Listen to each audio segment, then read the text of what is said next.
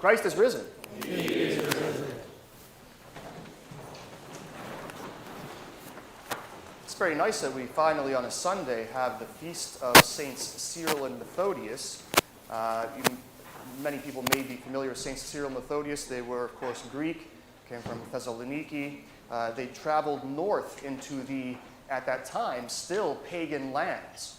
So some of our ancestors were still literally sacrificing their children to demons. This was in the mid-800s, mid to late 800s, when Cyril and Methodius went north into those lands and brought the gospel with them.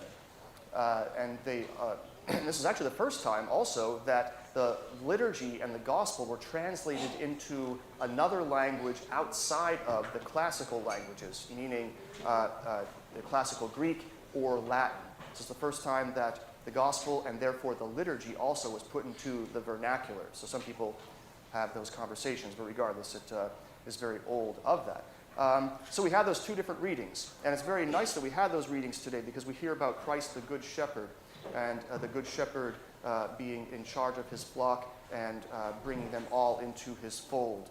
And what a nice passage to have on this. Now we have a new pope, and I believe, if I recall, his motto was something to do with unity.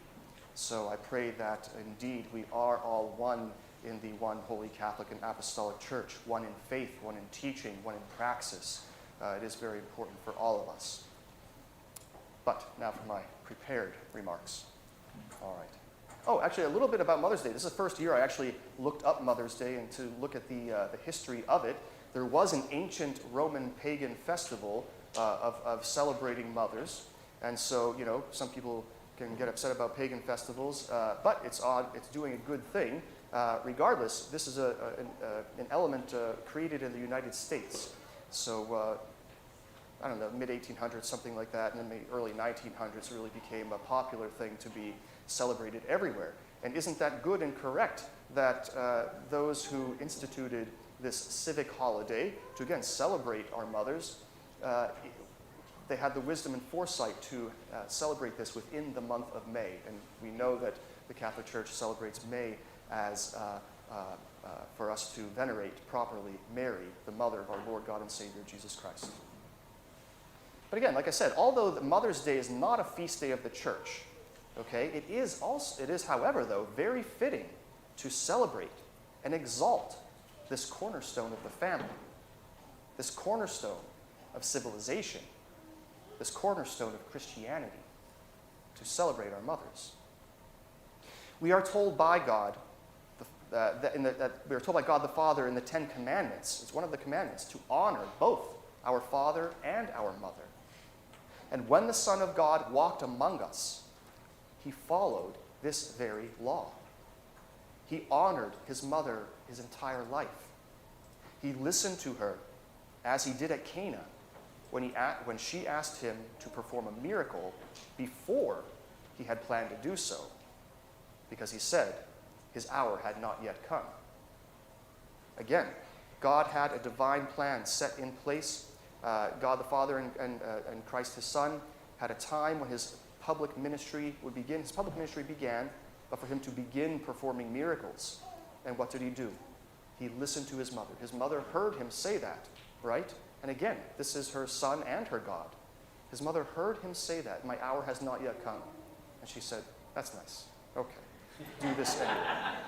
Okay, listen to, what does she say though? She says, listen to him.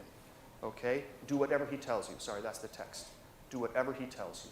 And as one who must be obedient to his own commandments, he follows his mother's instruction.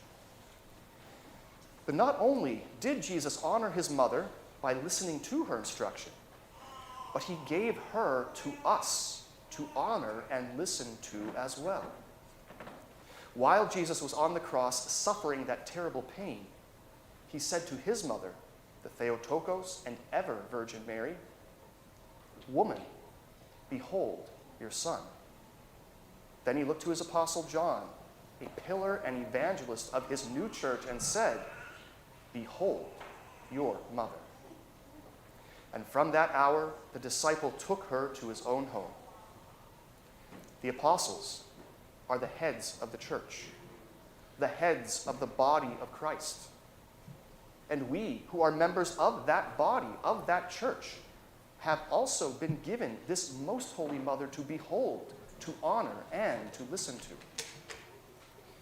Again, at the wedding of Cana, Mary instructed the stewards to do whatever he tells you, showing us that a good mother will always want what is best for her children and will always point her children towards salvation in Jesus Christ.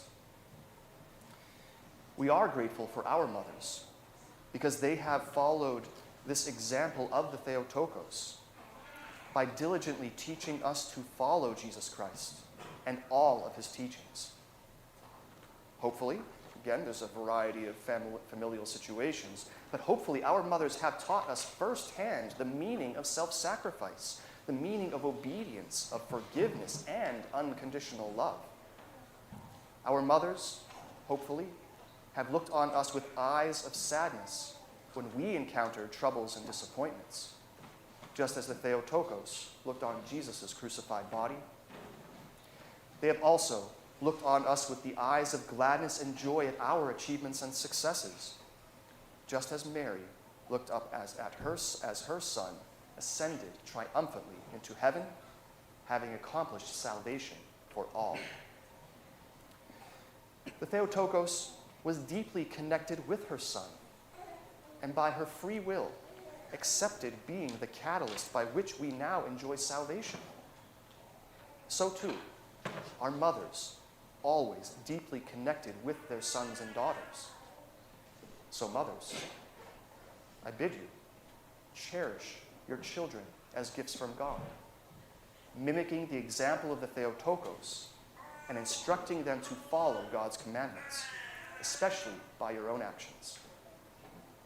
Sons and daughters, cherish your mother as a gift from God. Listen to her good instruction, and then not making her job more difficult than it has to be.